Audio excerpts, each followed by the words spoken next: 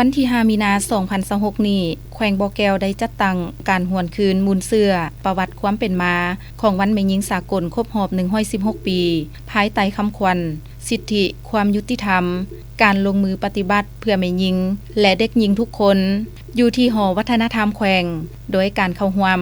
มีท่านคำแสงสุริยวงศ์คณะประจำพรรคแขวงรองประธานคณะกรรมการปกครองแขวงบ่อแก้วมีบรรดาการนำของแขวงเมือง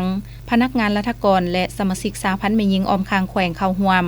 ท่านนางดาวไซเศรษฐาคณะประจำพรรคแขวงหัวหน้าคณะจัดตั้งแขวงได้หวนคืนมูลเสื้อประวัติความเป็นมา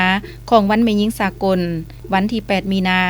แม่นเหตุการณ์การเมืองที่สำคัญเป็นขีดหมายแห่งไสยชนะของขบวนการแม่หญิงสากล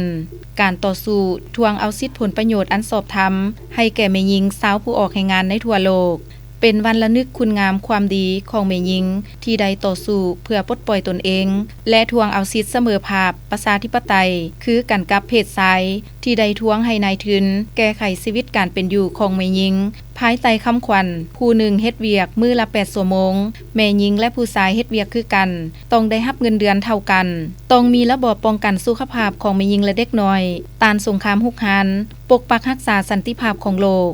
ท่านนางดาวไซเศรษฐายังให้ฮู้ถึงผลงานการเคลื่อนไหวของสาพันธ์แม่หญิงแขวงบ่อแก้วเกี่ยวกับการพันขยายแผนพัฒนาแม่หญิงลาวมาเป็นแผนพัฒนาแม่หญิงแขวงเพื่อความก้าวหน้าของแม่หญิง